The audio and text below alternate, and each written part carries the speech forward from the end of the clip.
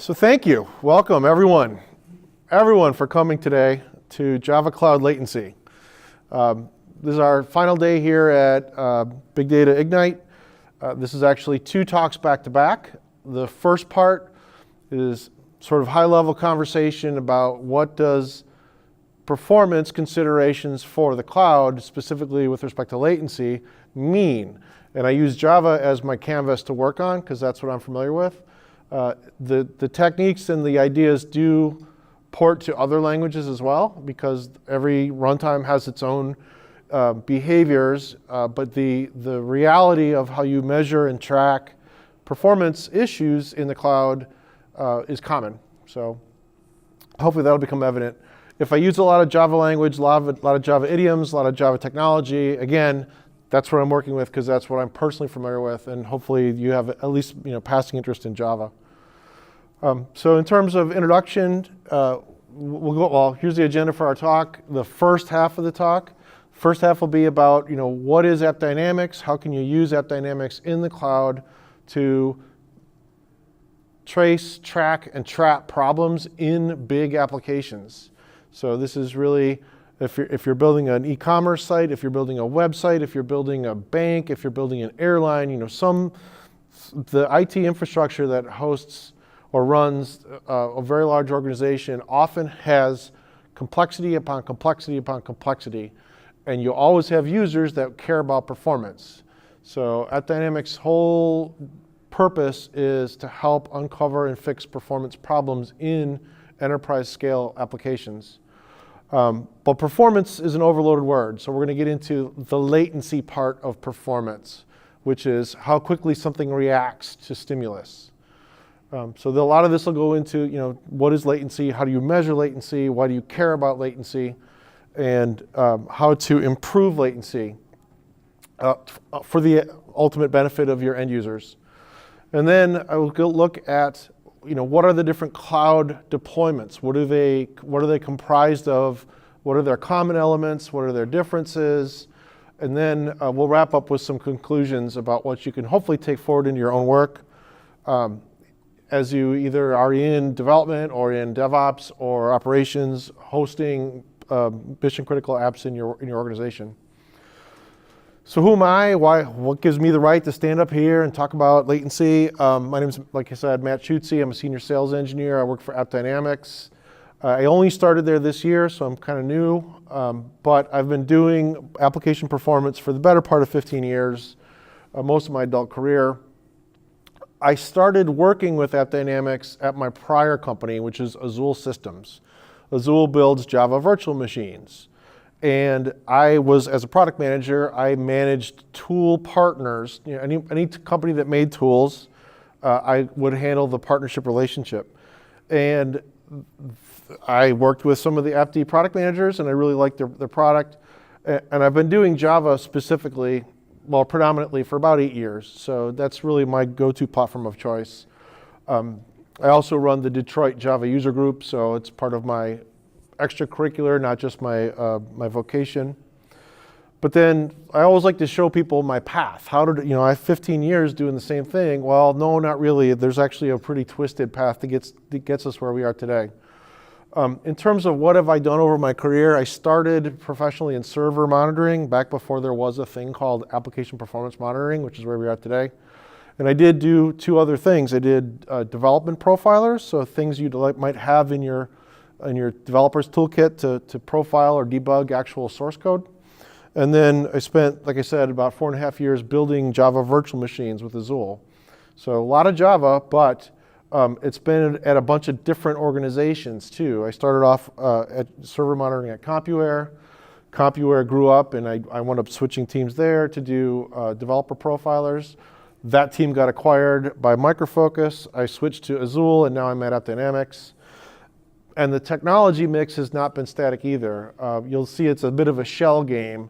And so I want you to look at the shell game for where the Java pivots are. I started off doing a lot of Microsoft and bare Unix. Linux wasn't even popular back then. Then I switched to Java, and then now I'm doing a mix, Java, .NET, Node.js, SAP, PHP, and a bunch of other acronyms. And my role has evolved too. I started off as a developer, I got promoted to team lead, eventually managed the team, eventually switched into product, so I became a product owner and product manager. And now I've gone to the dark side into sales, so I'm a sales engineer. So I get to sit with customers and help them figure out their needs as they run application teams and build their own software assets. So if that brings us to today, what are we here to talk about? Well, I work for AppDynamics. AppDynamics is an application performance monitoring suite of tools. Its purpose in life is to help people get the most out of the applications they've already got, or that they are building, or they are writing, or changing, to make sure that performance, availability, throughput, and basically business viability of a digital infrastructure is making the organization profitable, or making it, having it meet its mission better. And so what does, in terms of a Java application, what does AppDynamics do? One of the main things AppDynamics can do is tag and trace messages through an application system. We use a tool called a flow map. A flow map shows all of the services that might be participating in an application and how much time is spent for messages passing between those services.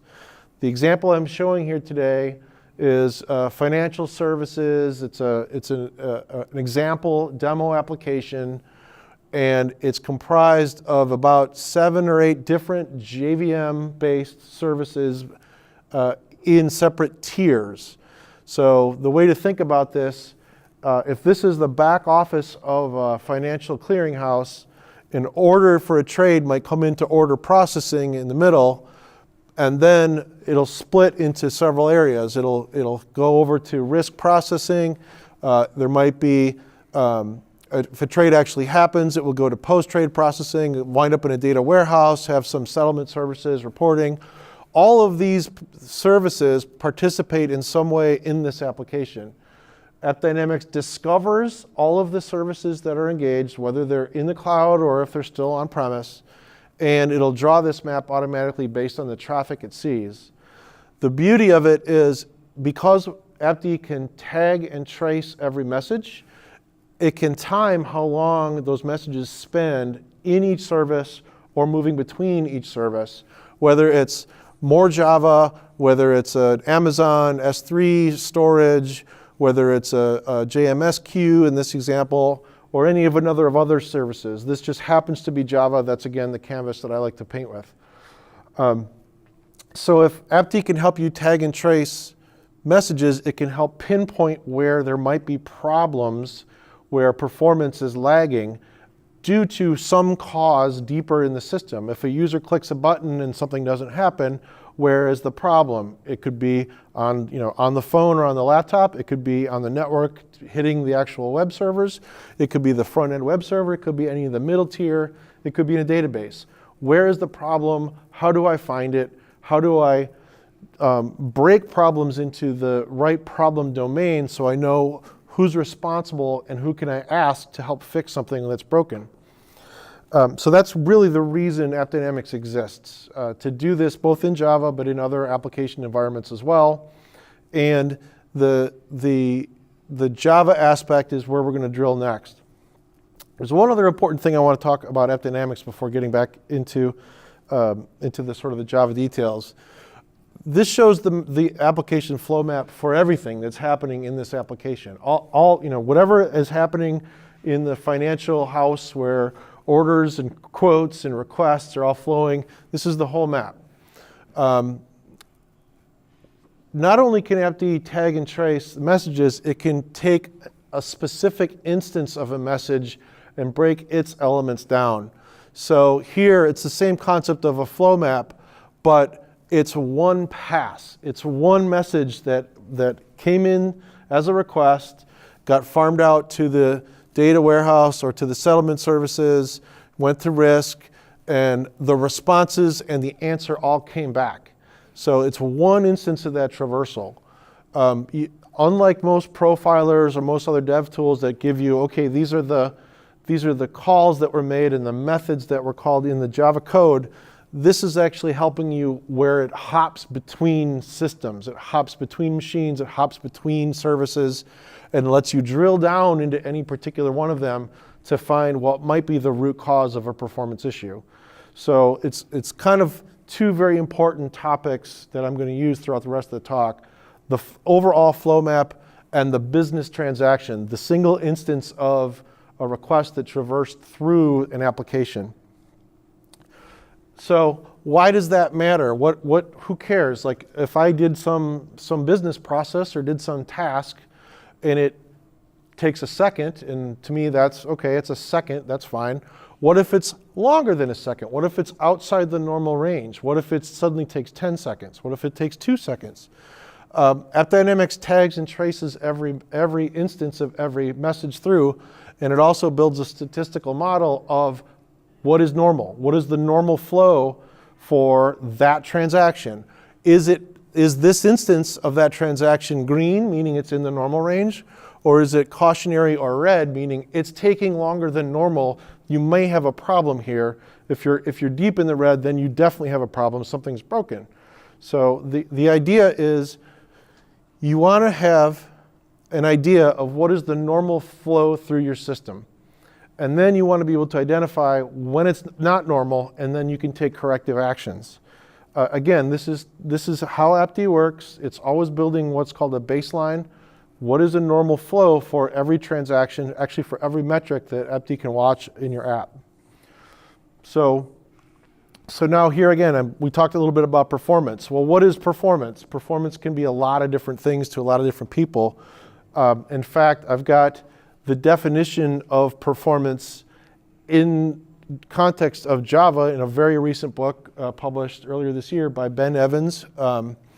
And he lists these 7 elements as the constituents of application performance. There's throughput, how much can you shove through an application?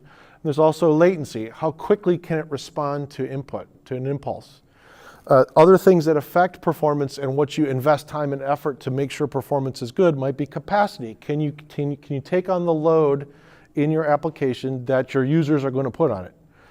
Also is utilization. How much server resource or memory resource or network resource do I need to carry the load that's expected? And if I overbuy hardware and I'm underutilizing it, have I just thrown away money? Same with efficiency. Are you using resources that can use power or have high efficiency, so you're not spending either time or energy doing the wrong work? The two other things that have very strong correlation with cloud are scalability. One of the things that the cloud lets you do is to add on-demand resources, bring up extra services, bring up extra virtual machines on the fly.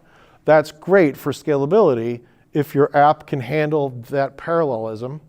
The other is degradation. What happens when a service faults and goes down? Does your app recover? So all of these things go into performance. It's not just one item. But for today's talk, I wanted to talk about latency, that reaction time. When you interact with an application or a machine interacts with another application, what is the response time? What is the responsiveness over time of those systems together? And I will be throwing out latencies in terms of milliseconds throughout most of the rest of this talk, and in the later talk when we actually do some demos. We throw out milliseconds like it's no big deal, but here I wanted to categorize, well, what things happen at millisecond levels? So, blink of an eye, how quickly you can't see a video frame at 30 milliseconds, it's moving too fast. It looks like fluid motion, but that's about the time it takes for a single video frame. Your reaction time to touch is faster than even your blink of an eye. But when you get down to real digital systems today, one of the examples I like is high frequency trading. That's one of the more demanding environments for IT in industry. And right now, to get a message in a high-speed trade from New York to Chicago, it's 14 milliseconds. 14 milliseconds, so like fraction of a blink of an eye. And then if you actually go further, I drew the financial services flow map. If you go into the matching engine, the thing that says, I take that bid for a trade with this offer of a trade and I match it and say, yep, they will buy that, whatever, buy that commodity, buy that equity, buy that device at that dollar amount, good, the trade is consummated, it then goes on to having been processed. The matching of prices to orders is less than 1 millisecond typically. So how far below 1 millisecond usually takes it beyond the realm of software into special circuits. But the idea is a lot of traders, a lot of IT is vying for space around that sub-millisecond range. If you get into microseconds or if you get into nanoseconds, the third of a nanosecond is about how long a single clock cycle is on a fast Intel chip. So there's tons of nanosecond epochs that go by every millisecond. There's almost 3 million. So a lot can happen inside of the heart of the processor, but when we're getting down to application response, if you're worrying about nanoseconds, you're not doing it in software, you're doing it in something else, in hardware. So anyway, the next thing I wanted to show is when an application is suffering, there are things that you want to do to improve the latency. It could be the latency of the entire business transaction, or it can be of one hop, one in and out of a service. And a very well-engineered system might have response times in the sub-milliseconds.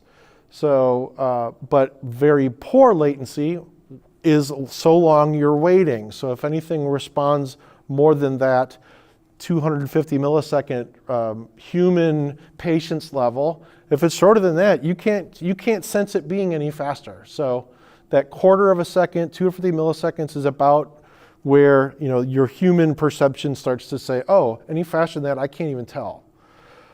And when something is slower than that, you want to try to root that out. You're waiting. You as a human are waiting for things to happen. And people don't like to wait. People are impatient. So this graph, I show this because this is the end. This is the result of the talk. I have an application. It has a certain profile of latencies throughout its run. And the before shows that starting out of 3 nines, so 99.9%, 0.1% of the time you could start to see the response is getting worse. It went from so low on the scale that it's below 100 milliseconds, you can't even perceive how fast it is, up to 1 in 100, 1 in 1,000, 1 in 10,000, I get something that's almost a second long, 750 milliseconds. It's painfully waiting for something to happen. So after I make a change, look at this. I don't see any impact out to 4 nines, almost 5 nines, and even then it's only marginally slowing down at all. So latency is really good. Being able to get latency improvements at scale in your services, in an application, is hard work. It is not simple.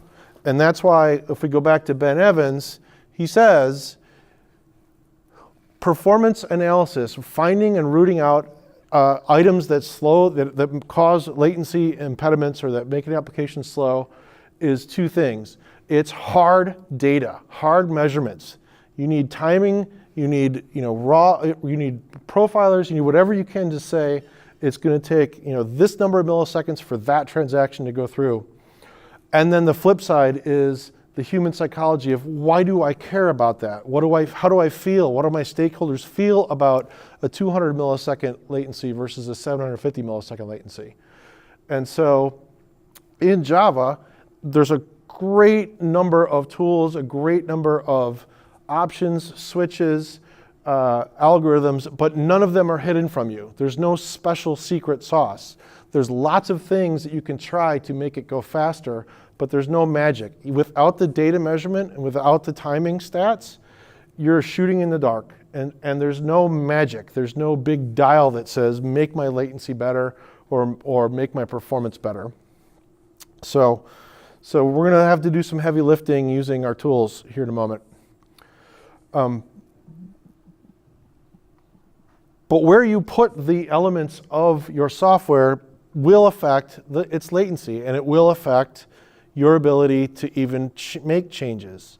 And that's, we were talking a little bit before the talk started about computing services models. Where you stage and host a running application matters, especially when you're talking about the cloud. The cloud, public cloud, Amazon, Azure, Joyent, Oracle Cloud, Google Cloud, there's a whole bunch of different cloud providers. What are they letting you do? First off, all software runs on some piece of hardware, and most modern applications have a stack of different elements, especially when you're talking about enterprise-grade software. Usually, you'll see these 9 elements, 10 elements, showing up again and again, where you're building an application, but that application needs to have a database. That application is going to have a runtime engine that it runs in. You have to pick which operating system. Is it going to be virtualized or containerized or not? Are you going to put it out on servers? Where's the backing storage for all of that? And who's your networking provider? So those are all the decisions that go into hosting and staging an application. And the different models here are, column A, all the purple is on-prem. You have the decision and the responsibility to purchase or otherwise acquire each of these elements and manage and maintain them. The second choice is infrastructure as a service. This is where you go to Amazon or Azure and you say, I want to boot a virtual machine, and the hardware, the networking, a virtualization tier, and storage are all provided, but you have to pick, I'm going to pick Windows, or I'm going to pick Red Hat, or I'm going to pick Ubuntu as your OS, and then you have the job of layering on your middleware, whether it's Java, whether it's .NET, or anything else. You have the responsibility of loading your data in your databases, and you are responsible for your end application. So this is very often the first step towards moving to the cloud. Can I take stuff I'm already doing and put it on someone else's hardware? It's like putting your food in someone else's refrigerator. The next step is where you trust your vendor a step further to not only provide you the hardware, the networking, the virtualization, but also a containerized, operable orchestration layer so that the runtime, any middleware, and the OS are already prescribed as well. The only thing you add in is your data, specific to your application, and maybe some customizations on top. That's where you get into the realm of what I would call the cloud native applications in Java, and I got some examples of that coming up. Lastly is SaaS. SaaS meaning software as a service, where you don't provide anything. All you do as a user is hit this application through the cloud. And that is a completely viable digital business model today. In fact, AppDynamics offers our APM solution both on-prem and SaaS. So if you want us to handle everything, all you need to do is put agents on your application and we can watch. All the back office stuff is provided by AppDynamics. If you're using any other business application like Salesforce.com or Workday or anything else like that, those are typically SaaS.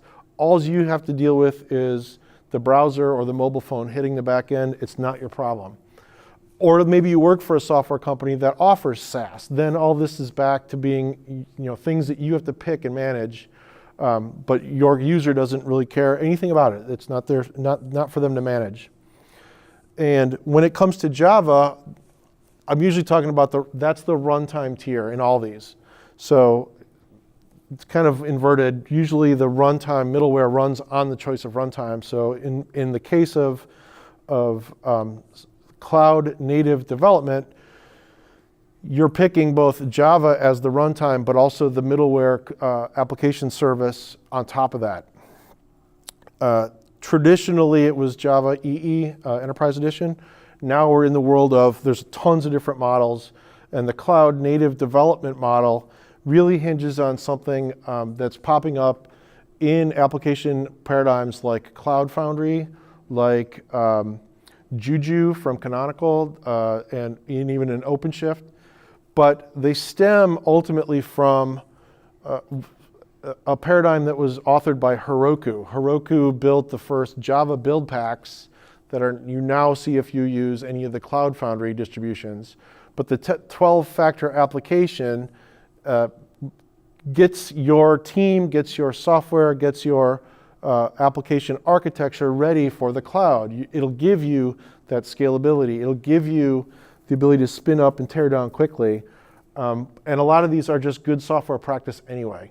So the 12-factor app is what you'll see as an ingredient or as a recipe for building common cloud native services in Java. And here I just have a couple of examples. I mentioned Cloud Foundry. Pivotal's running the lead on that, but that brings in IBM, HP, a bunch of other vendors that are delivering Cloud Foundry as a stack. We got RabbitMQ, we've got Redis, and then bottom left, good old trusty Tomcat. Good old trusty Tomcat as a web tier or as an integration tier has been there and continues to be there. So you'll see that popping up. And in this reference, I'm lifting from a talk given by Josh Long about examples of cloud native Java specifically. And then now that you've said, I've picked my runtime, I've picked my middleware, I'm going to deploy in the cloud, I want to measure that. I want to see how quickly my code is running in the cloud. There's a big warning that I like to share, and it's from one of my colleagues. His name's Nitzan Weikart. He worked at Azul when I was there, and he is an expert on performance analysis, digging into performance of code, and his great quote is, "Profilers are lying hobbitses, and we hate them." But we don't really hate them. We need them. We can't just throw all profilers away. But there is a problem with profilers, and that is they can't actually hit and show you speed of a line of code. In Java, there's no more line of code anymore. You wrote some source that looked like lines in a Java file. You compiled them into a class file. The class file is actually bytecode with a bunch of instructions. When the JVM loaded that bytecode, it interpreted the bytecode, and so now it knows how to step through it. But it also might JIT compile it into machine code. As soon as you've JITted into machine code, you have no reference of lines anymore. You're talking about assembly instructions geared to that processor you're on.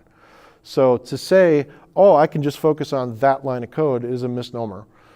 You can get close to the line, you can get into the general area, and another interesting thing is, will your adding a profiler affect the outcome? Will it affect the thing you're trying to measure? The answer to that is always yes. There's always overhead in any timing measurement. The question is, can you suffer with a little bit of overhead to get the answers you need regarding latency and speed? I'm going to throw out one more tool that is used to characterize latency behavior, and it's kind of the origin of the chart I started at the beginning. When you care about latency, you're going to talk about, a millisecond response, 10 millisecond response, 30 millisecond response. You're typically going to do so in terms of requirements. What is the worst case latency that I'm allowed to have in my system before it's considered broken? And then what is the generally acceptable case? And they may not be the same number.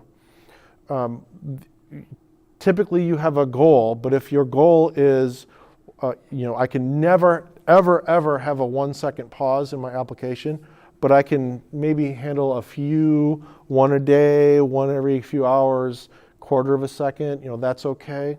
Then you wind up drawing something that looks like this yellow curve.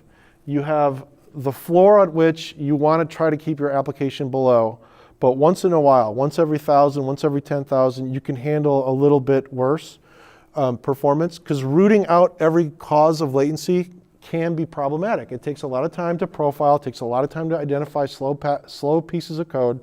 Even with AppDynamics that can zoom you very close to the line of code, you still have to identify what is the branch, what is the statement, what is the area that is potentially causing problems. And then you have to make the decision, have I exceeded my requirements? Have I exceeded, in this case, the 100 millisecond level? This has one every 1,000 and once every 10,000, we're getting a transaction that breaks the requirement. So characterizing latency, how often does bad transactions happen in my app, and can I do anything about it, becomes the point of discussion. It becomes part of your non-functional requirements to argue with your business. How fast is fast enough? What's the maximum acceptable worst case that I would allow in that system, and otherwise consider it broken? It's not performing well enough. And this tool, HDR histogram, does a nice job of taking all of the transactions that flowed in a given time and put them into bins. But the bins are not 10%, 20%, 30%, 40%.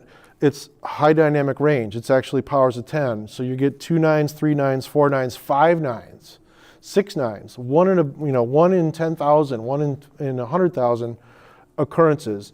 And that's approaching the max. What is the max latency that your service responded with for that given time range? Is that max acceptable or not?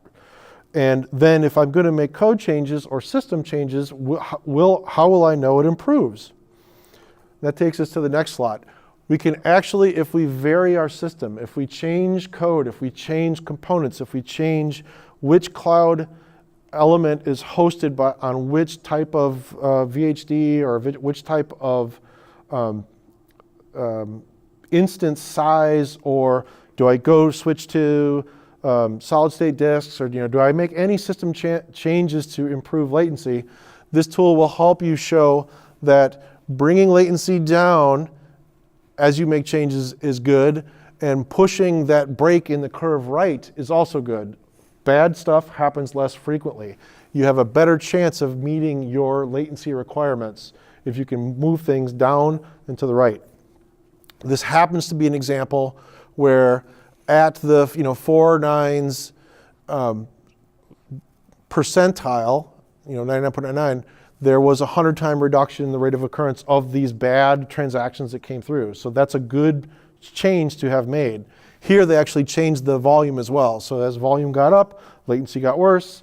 The change still held true to the requirement. In this case, they were trying to meet it below 25 milliseconds. That's a very fast response for any system. 25 milliseconds is great. Now, so personally, why do I care about this? Obviously, AppDynamics is here to help pinpoint problems. The isolating latencies even at the 3 nines, 4 nines, which is beyond the reach technically of AppDynamics. AppDynamics does a good job in the tens of milliseconds, but if you're trying to eke out those last few milliseconds to hit a tight requirement, you need to go beyond what AppD can do and go into that JVM or into that app, focusing on now like the actual code and performance of the JVM. But I want in my spare time to build a proving grounds, to actually put different cloud hosts, different Java virtual machines, and different other components together to see which ones can I put to show me the best latency for that arrangement. And I just, the whole point of the next half hour, the next talk, is to show the examples of one way to improve latencies in Java. That's to use the Azul Zing JVM. I can toggle between using Zing or versus using regular OpenJDK, and I can show you that drop. If you go back to the beginning where I showed before and after, the after is what happens when I swap out a different JVM, and suddenly latencies all the way out, all the way into the 5 and 6 nines look much, much better. And I've picked a particular Java benchmark app. It's kind of old school. It's called Da Capo. But I want to be able to put together this proving ground and repeatedly run this over different cloud providers, different back office middlewares, and definitely different JVMs, knowing that if I can squeeze out the latency problems in a Java app, it'll make that service work better in conjunction with all the other services in the flow map. So got about 4 minutes left.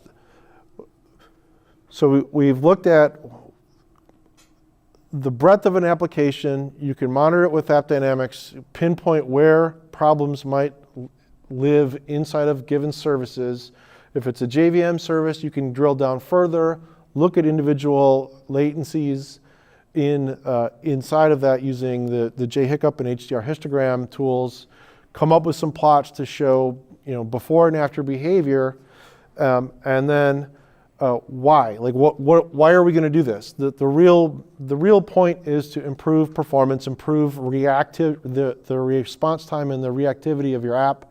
The AppDynamics does a great job of taking the forest down to the tree level to say that's where your problem is. JHiccup can go deeper to say the frequency of problems in this JVM is at this level down to the below the millisecond level, and help you find those things that are still at the your outliers of breaking your requirements. And the important thing to also remember is those slow points, those 1 in 100, 1 in 1,000, 1 in 10,000 add up. They add up as you go down the business transaction, and every step could add latency. So we saw those crazy flow maps of lots of different hops across different tiers. Every one of those could add one of these long outlier responses, and suddenly your whole transaction gets slower. So dropping in Zing, we saw back at the beginning, did a good job of bringing down the outlier latencies. That's one way to remove latency problems. The other is to try to do JVM tuning or changing code. And then the one thing to watch out for when you move from on-prem into the cloud, remember how more and more of the stack gets taken over by your cloud vendor. You have sometimes fewer and fewer chances to make changes. You may not be able to change network. You may not be able to change hardware. You may not be able to change disk. You're given what's provided to you by the cloud vendor. And given the complexity of lots of services, now you have potentially less insight than you want to actually make changes. So there's always a balance between what your requirements are to go to the cloud, and make sure, if latency is one of them, you got to be really careful to make sure you didn't sacrifice that only to get better resiliency or better scalability. And then finally,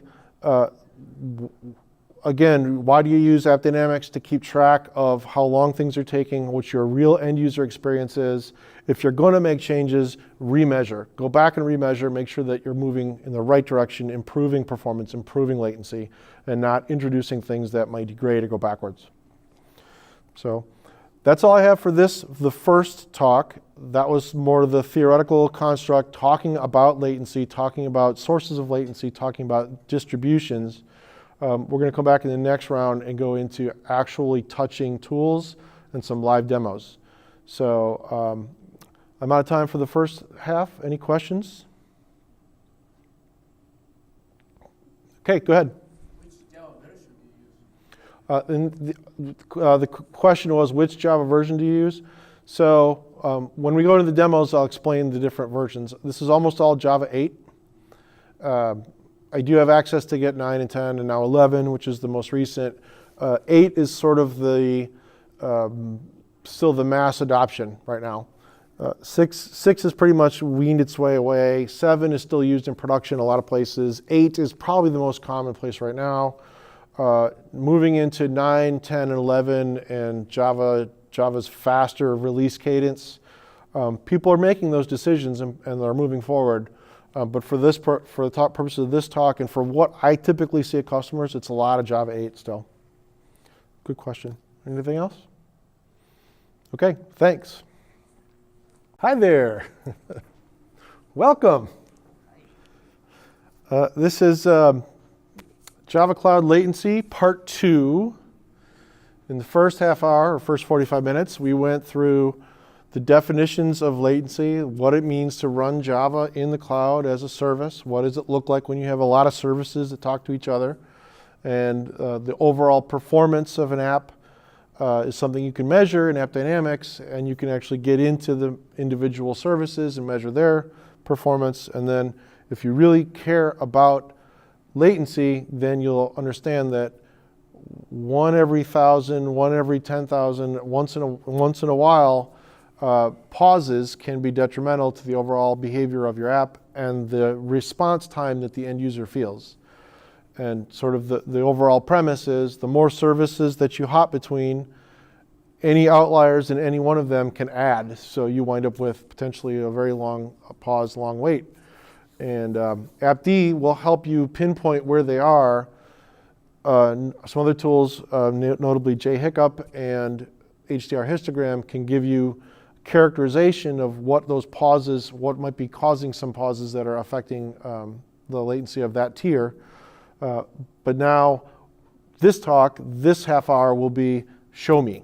Show me the tools against an app to know that, hey, this is actually the approach you take. So I'm going to do a couple slides and then hop into in practice. So I hate doing live demos in front of big ballroom groups. I swore off doing them. I just wanted to stick to slides, but today I'm going to trust that everything's going to work, and if it doesn't, well, we'll fight through it, and we'll make sure it does.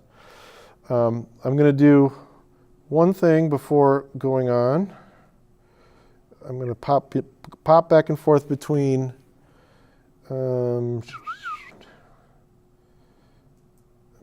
I'm going to show you what's on my desktop for a minute.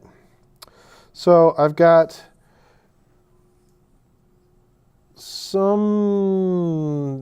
different Linux shell script or shells open talking to my application, and my application is pretty simple.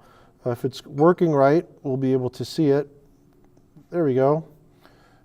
So we have a very simple Java application. It's a Tomcat hosted in the cloud on AWS ultimately, and running. It's basically a JVM-based framework. So it's a simple example of a store where you can buy supercars. So if we list the cars, we got some Aston Martins, we got some Porsches. So that's my application for the point of this demo. Not a very sophisticated one, but it's indicative of a Java workload running in the cloud, on a database in the cloud, and how do I actually get in and measure latencies inside of it. And so just want to make sure that's running.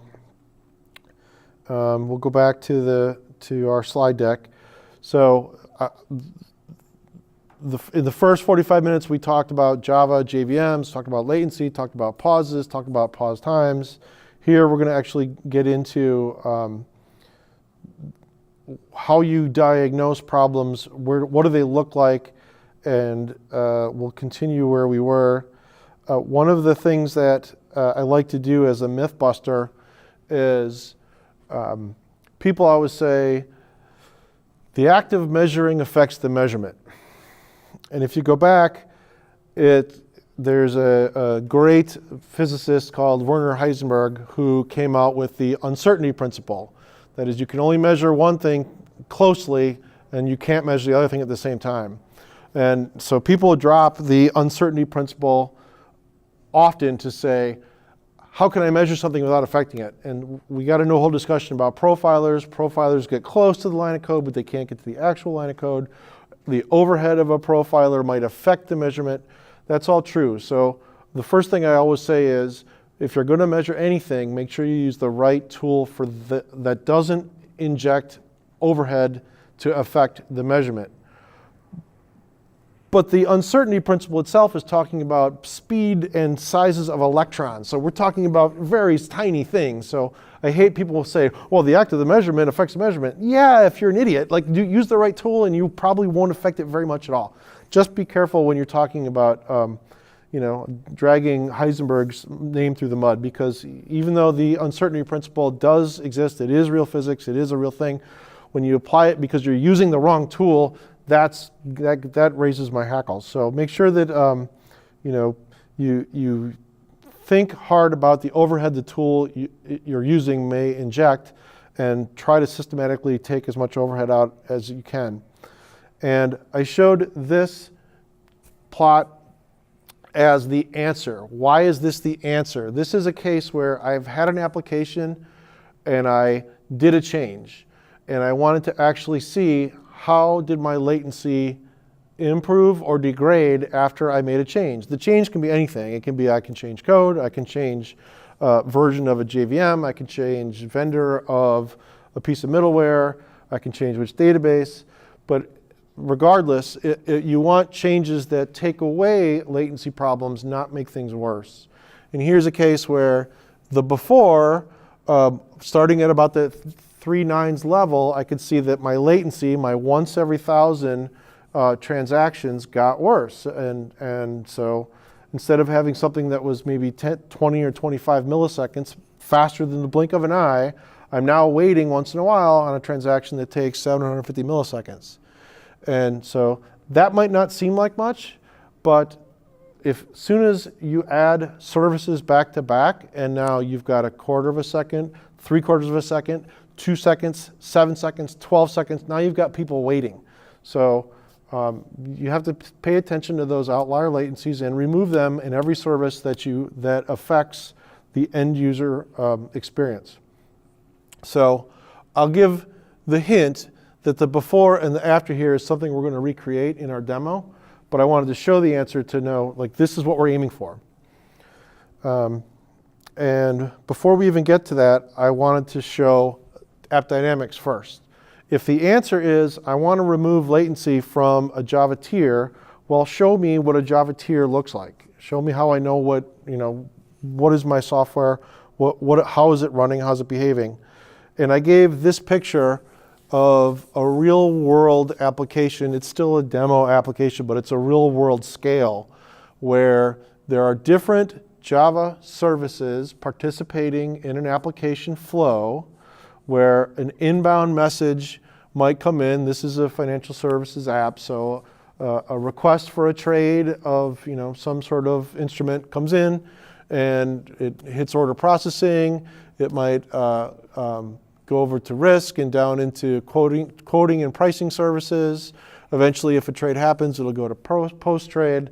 So this is the situation where you've got a lot of different services that are participating in the application, and there's a latency hit on every hop. So AppDynamics does a really good job. You can actually see the calls and the duration through every one of these hops. That's what the little time hacks are.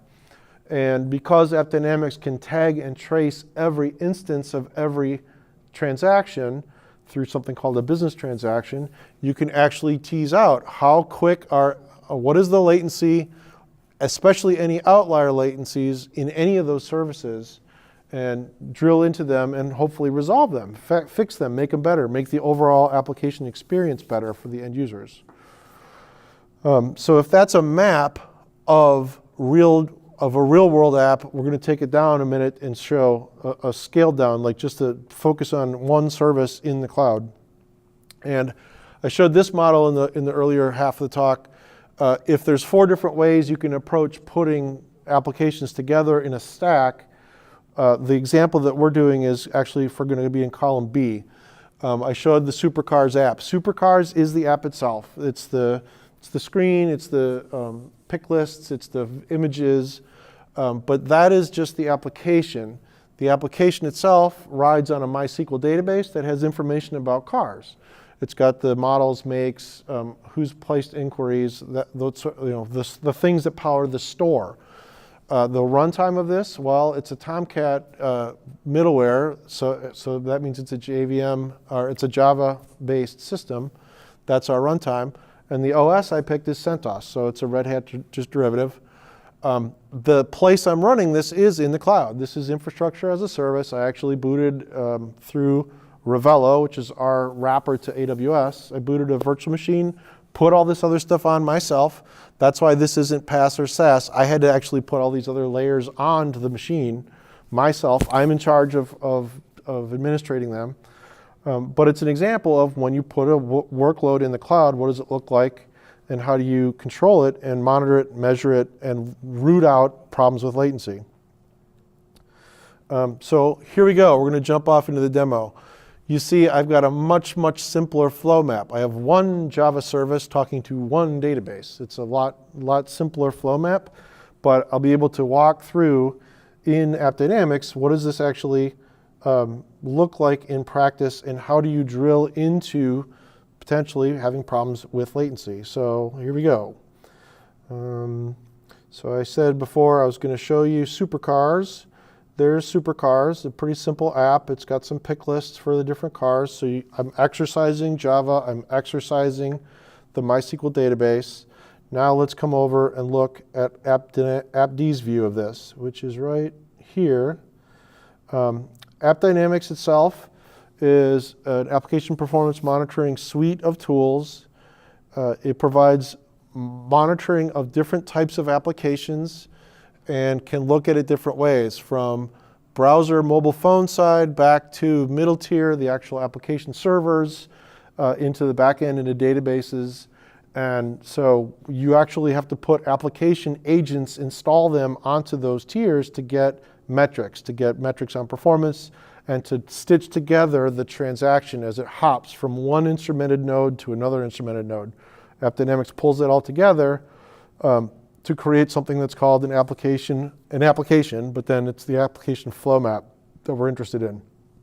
So I created this instance of an application called Cars Ignite. So it's the Supercars app for the Ignite conference. I've got it running under a load tester, so you can see that there is some load on this that's already been running. I'm going to restart Tomcat in a second here as part of our demo. But the idea is AppDynamics is watching the behavior as I clicked through the Supercars site, and I'm starting to actually exercise different pieces of Java code. It's timing. It's actually watching. Every one of those interactions takes some amount of time. It's got some latency, some response time to a stimulus. And so I can see that we're going at about 300 calls per minute.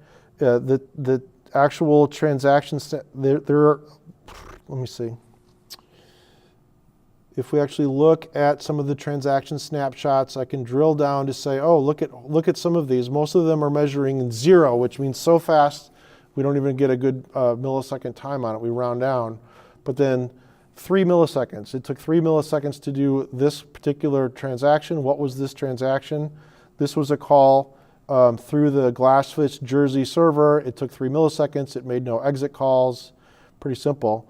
But if we wanted to get into something that's a little more complex, we can actually find the call that goes into the database and does the, let me see if I can do that again. It does something a little more interactive, like if I did a login. If I logged in as myself, I should be able to see the login transaction. Oops, it already logged me in. Anyway, if we go back to the dashboard, we see 3 milliseconds. It's pretty fast. There's not a whole lot of variation, and but there is sort of this long time trend of load and response time. There are some dips. There are some peaks in response time. Those are things that are the outlier latencies. If I actually wanted to zoom in, why am I looking at that? I want to look at this.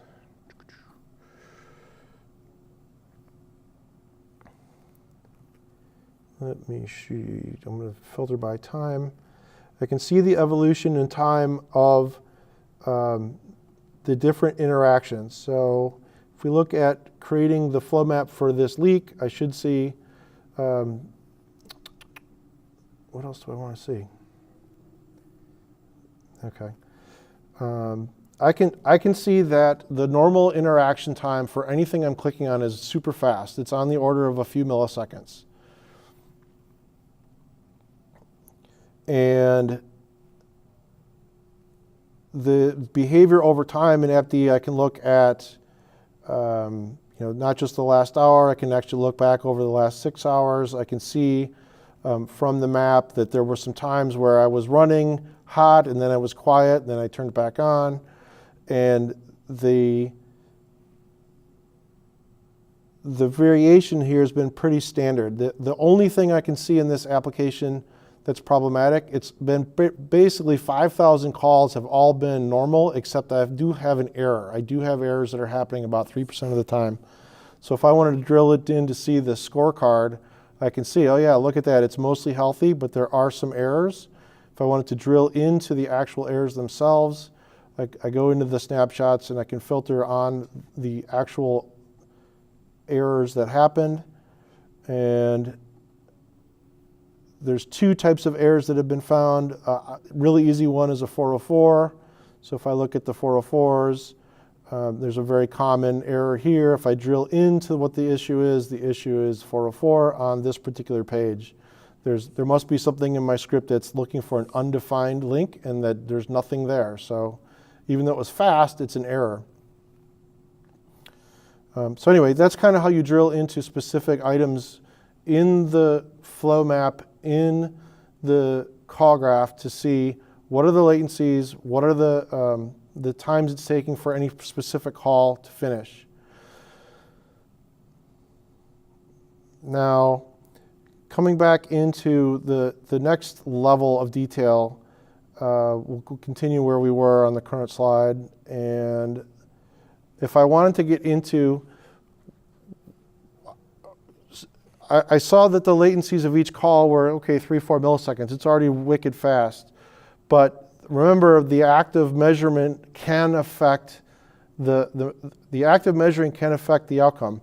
There is a phenomenon that the JVM is pausing to do certain work, and AppDynamics really can't tell because AppDynamics is an agent inside the JVM. If the JVM pauses, there are certain types where AppDynamics can't tell. It can tell if your code's running, but if the JVM itself is paused, it's a little blind. So there's another tool that's provided by my old company, Azul, that actually can help you tease out and find problems in the JVM itself. And that's a free tool called JHiccup. You download JHiccup, you can run it inside your application, and you can capture millisecond level latencies inside. So it's not going to be specific to the transaction or to the code, but it will point out things that are finer grain resolution than you can get with appd itself. So I'm going to switch into running JHiccup. Actually, I'll show you exactly how to get it and where it goes. I have to exit this. Okay, so come on.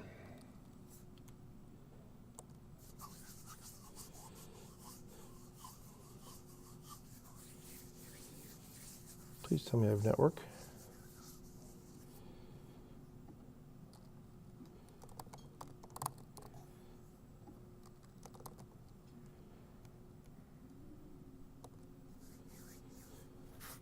This could be a real short demo.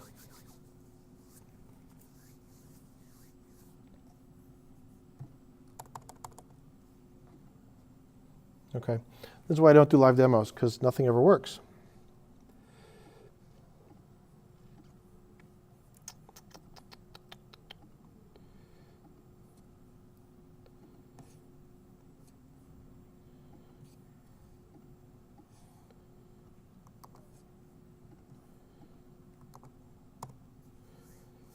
Okay, so I mentioned that this is a Tomcat app, so just to prove that, I'm going to go down into my Tomcat folder, Tomcat 8, and I can do a PSEF grep Java.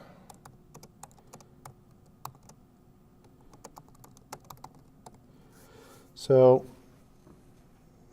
can you guys see that all right?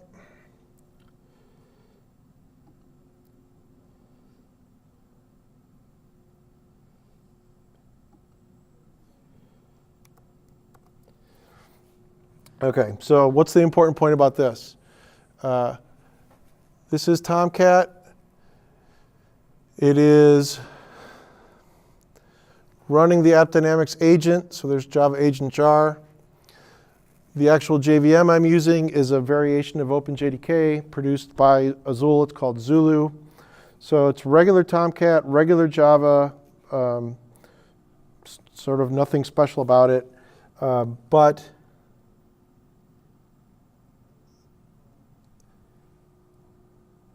JHiccup is loaded and running and collecting a log already. And how do I know that? You can see that I've already dumped several logs, these H logs. Every time I run JHiccup, I have to attach it. So I'm going to stop and restart Tomcat.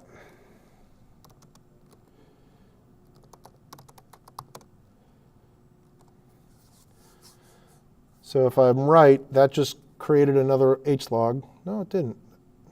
Oh, actually, no, it's been accumulating. So the third log there has been running with regular Java. If I now switch to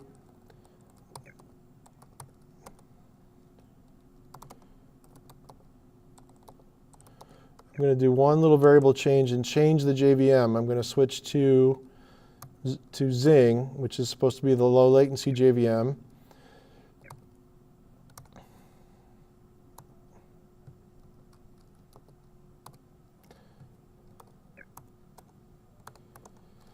And I will restart Tomcat.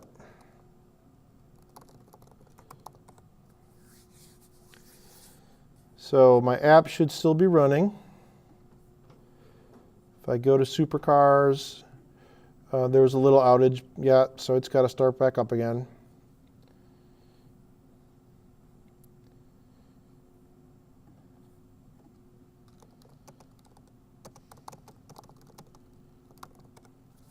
So he's running.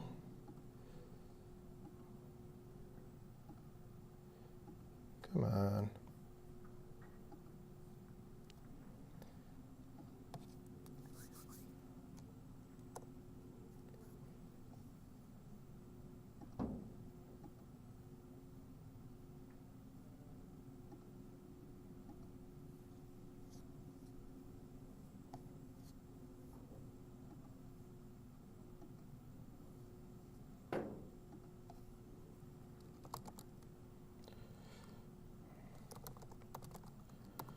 And I will reattach JHiccup.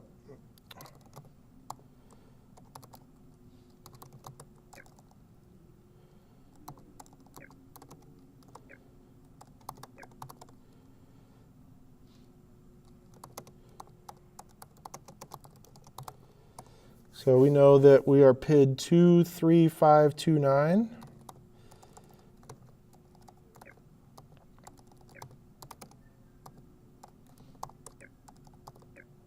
Come on. So we use a -P flag, 23529.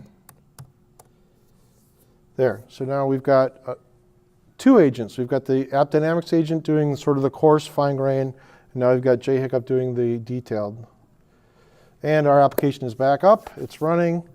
It's now running under Zing. If we actually go to App Dynamics, we should see that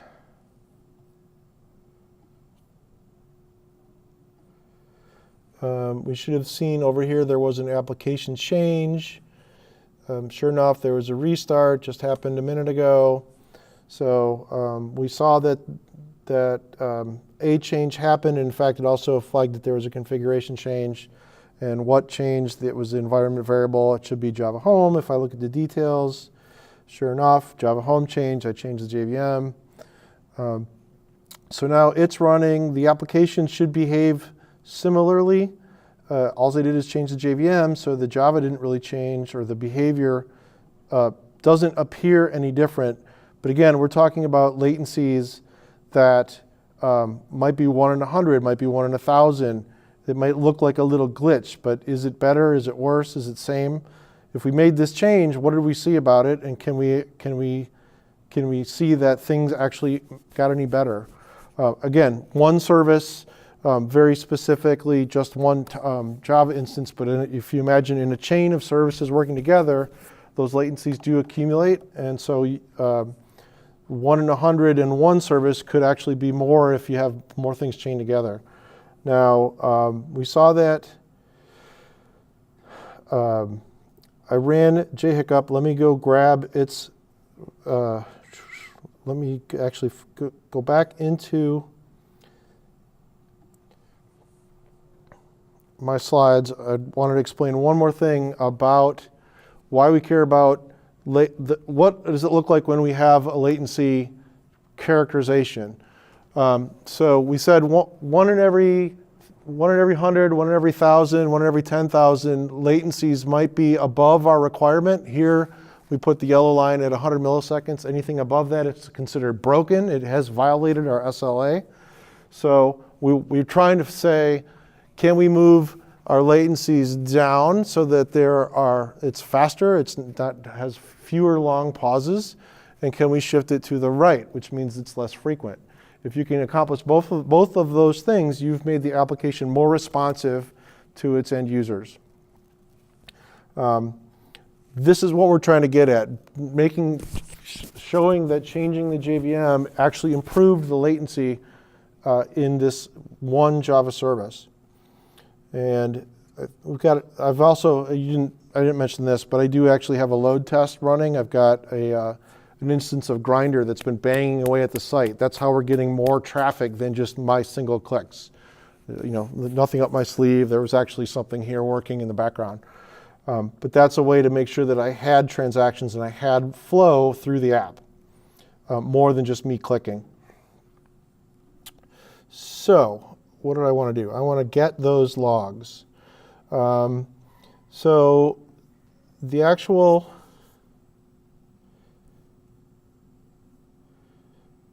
we saw the log files. They were accumulating in the Tomcat folder. So let's go back down there.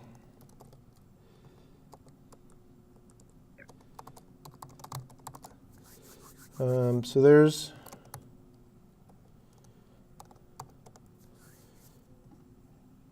here's the one we just got earlier, the one I've been running since the morning, so 1337. And now we've got 1849, so it's a different PID. We're going to grab both of those. See if I can remember my my secure copy, and it is here.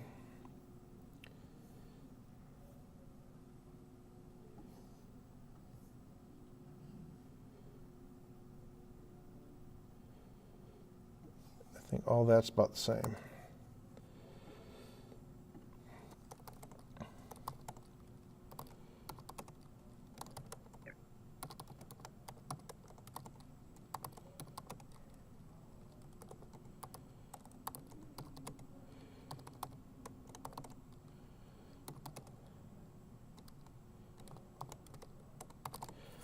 Okay, now I secure copy the 180, well, I'll just copy it.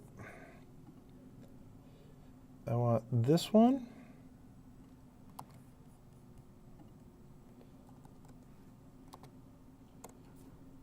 Oop, what happened? Oh, I forgot to say where I want it. Here. Cool. And then I'm going to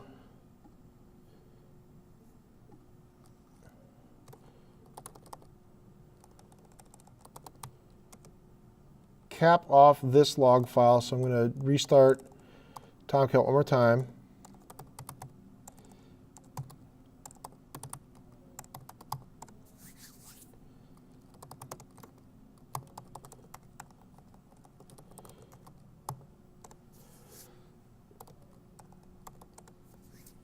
So now should be a new PID for Tomcat, and the one I want to grab is now here.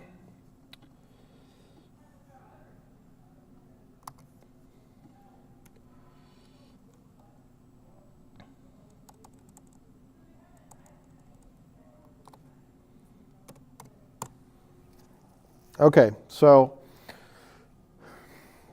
what's happened? I switched from OpenJDK to Zing. I should see a change in latency from the first run to the second run. For this, we go to the web and use the matching tool for JHiccup, which is called HDR histogram. Oh, come on.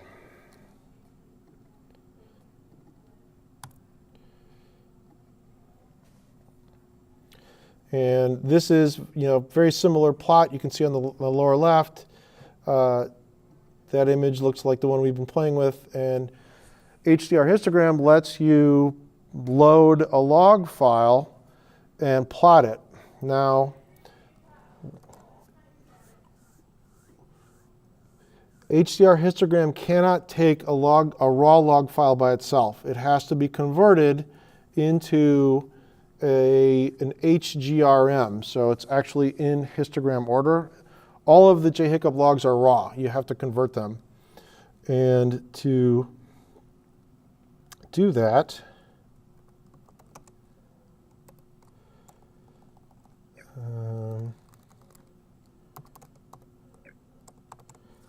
there's the JHiccup log processor.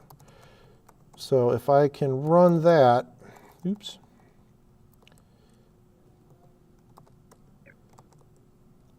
Against the two files we just uploaded. So this one, oops, I forgot the switches. I need an I on the input.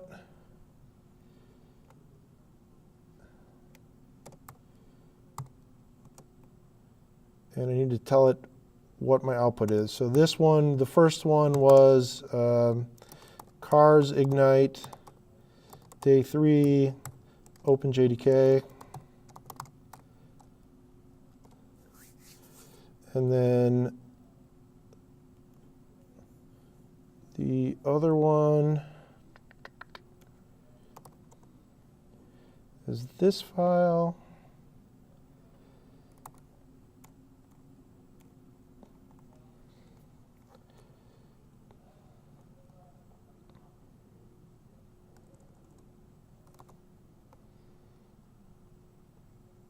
And the difference there, he was Zing.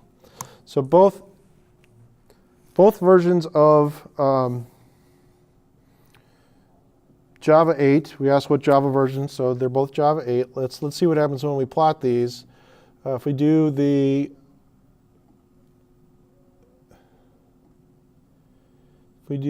Cars Ignite Day 3 OpenJDK, hopefully we get sort of the curve we saw in the beginning of the first talk. We ran this for so many minutes, and the histogram is chopping them into not 10%, 20%, 30%, but a logarithmic plot. So 0 to 90, 90, 99, 3 nines, 4 nines, 5 nines. And so this was running on regular plain old OpenJDK pretty much since this morning. We get that kind of a look of the latency distribution. Now, just the act of switching the JDK from OpenJDK to Zing, I should now get 2 traces. Where'd they go?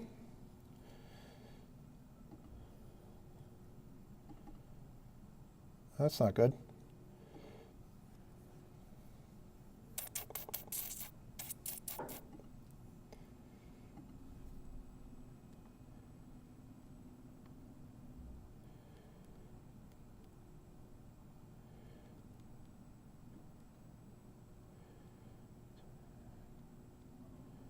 Oh, that's my problem. I didn't use the right file name for Zulu. Bad, bad.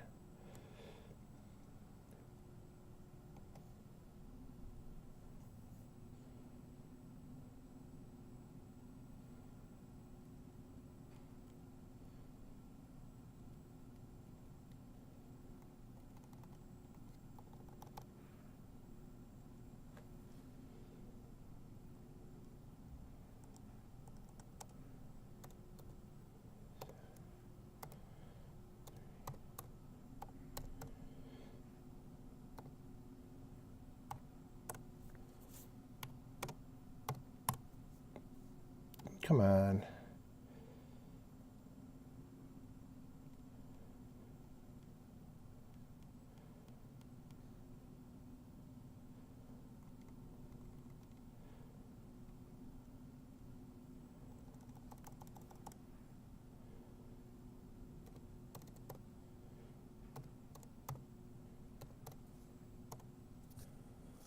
Okay, now we're getting there.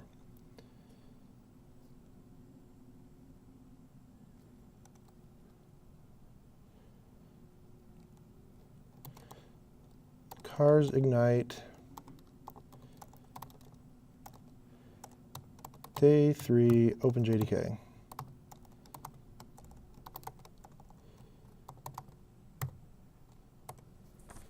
Come on.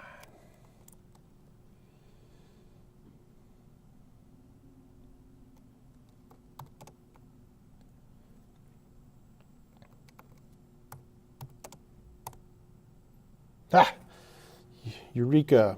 All right, let's try this again.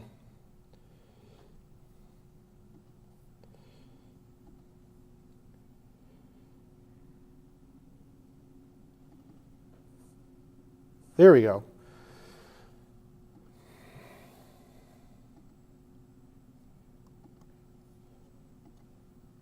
Ah, so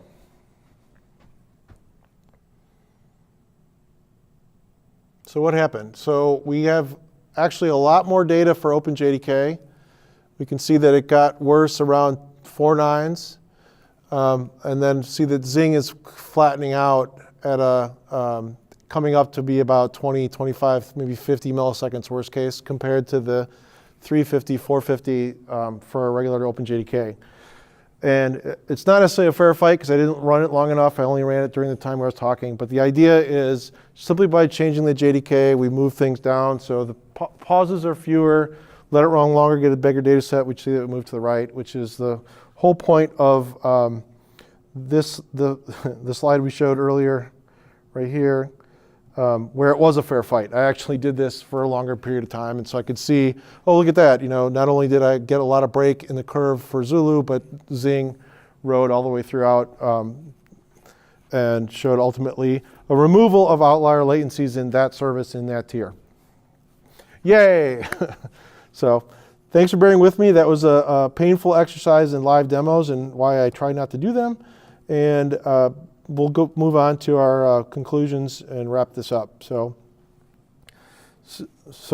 what conclusions can we make? Number one, measuring latencies is a pain. You have to get into what's happening inside of the JVM. Profilers are great in development. They have too much overhead to use in production. AppDynamics and JHiccup and other tools built for running at speed have low enough overhead and can still give you a good indication of latency effects in those Java tiers. And then probably the most important thing to come away from is that latency distributions are not a bell curve. They have this tendency to not be a random event spaced across an average like you would think. Oh, okay, some transactions will be fast, some will be slow. There's an average on the middle. That is not the case at all. The fastest a transaction goes is when the entire assembly chain goes through without delay. That's the theoretical maximum for that transaction, theoretical minimum, pardon me.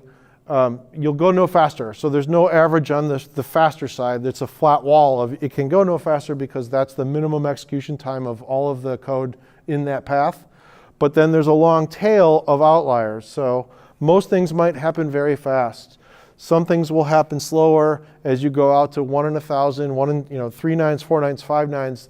You wind up with outlier latencies that affect the responsiveness of the whole app. So you think of that as the long tail and then some. If you actually do statistical, mean, variance, standard deviation, those are not the right measurements because if you actually looked at the outlier latencies, they can be 6 and 7 and 8 standard deviations away from a mean. So be very careful using standard deviation for anything other than a goalpost. AppDynamics does statistical variations to say if it's 1 standard deviation, 2 standard deviations, 3 out, it bins it as slow or very slow. If it never comes back, then that's an error. So that's a little different than saying I can predict that something is 2 standard deviations away, which really you can't. None of the phenomena we see in the real world for latency show that it's a bell curve. It's a one-sided long tail distribution. The other thing is along a transaction when there's different hops between different services, it's you can almost picture it like two sides of a deck of cards shuffling. It comes together, but the outliers don't necessarily add end for end. It's a convolution. So it's one distribution of latencies convolved with another distribution. Every pair of services has that convolution. So in a multi-tier application, you have potentially several different distributions of latencies combining. AppDynamics will show you the single instance through, but in general, a single instance is one case. The fact that outliers accumulate means if you don't treat them in one service, they will show up in the overall transaction. Errors are the worst things to cope with first. If you have an application that's having errors, whether network errors or application errors, solve those first because they are blocking the transactions from happening. Once you get to where there are no errors, then worry about ratcheting latencies down. Finally, if you do make code changes, make sure you measure before and after. The biggest thing to mention about latencies is measure, measure, measure, measure, measure, and even when you're done with doing that, measure again. So keep track as you make changes, what is improving the latency picture, the latency characteristic of your app, and what changes may have degraded it. And then make sure that you understand when you're shaping different latency characteristics you're investing in code, you're investing in change, you're trying different architectural elements. Keep in mind your requirements. You might have a 10 millisecond goal, but a hard 250, 750, 150, second and a half worst case scenario so many times per day or per hour, per minute. So keep track of those requirements so that you can actually just make decisions about how the latency outliers may affect the overall transaction flow. That's all I have. I'm open to questions. Can this be used even for the on-premise servers or AppDynamics? Question is, can it be used for on-prem servers? The answer is yes. AppDynamics works by putting application agents into wherever the runtime is. So if your runtime is on-prem, your runtime is in the cloud, you have pieces in both, or you have a hybrid cloud, it could handle either of those. The data, the metrics, and any events raised by metrics flow into the AppD collector, and the collector can be also your choice, on-prem or in a SaaS offering that we just monitor it and keep that backend live, but your application is wherever your application is. Can the integration with AppDynamics be done at any time, or it has to be done at the development time with the application? Question is, can integration happen at development time or any other time? The answer is anytime. For the managed language agents, Java, .NET, Node.js, PHP, Ruby is the new one coming out. So those languages that actually have an API where a tool can hook in, you can do it in production. You can do it in QA. You don't need to have source. You don't have to build anything. The only case that we have of an agent that requires an SDK where you integrate at build time is for C++, because there's no API for C++. You have to link. You have to put in the proper calls and then link a library. Same is also true with IoT. If you're going into very small, like gateway devices, we have an SDK for that as well. But there, instead of dynamically discovering the entire surface of the runtime and all of the method calls and transactions through, there you're saying, track this, track that, don't track these other things. Very specific. You say that the JHiccup got to metrics when the JVM is not running? Correct. So JHiccup is another form of agent. JHiccup's purpose is to measure how long it takes in 1 millisecond to execute 1 millisecond. So it's basically a little tiny heartbeat stopwatch. And so it's waking up every millisecond and saying, how long has it been? If it's been a millisecond, that means he's keeping up. But if it's been paused for any number of other milliseconds, like 10, 20, 30, 40, it says, oh, hey, look, I've been paused. The JVM has been, at the worst case, the JVM has been paused this long. So it doesn't matter about what code is running. It doesn't matter about what network or system behavior. It's just raw pause time. So that means it's pretty simple of a tool. It's just a stopwatch with very fine resolution. But it can understand pauses of any type, of any cause. It can't tell you what they are. For that, you need to look at the curves and see what the humps and the curves from the histogram plotter.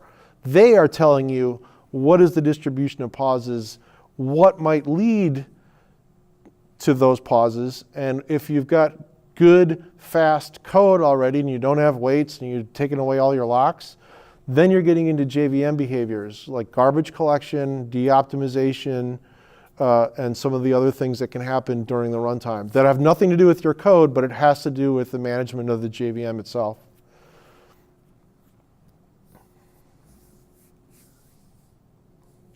Okay, thanks a lot. Appreciate everybody coming. Have a great rest of the show and a great weekend.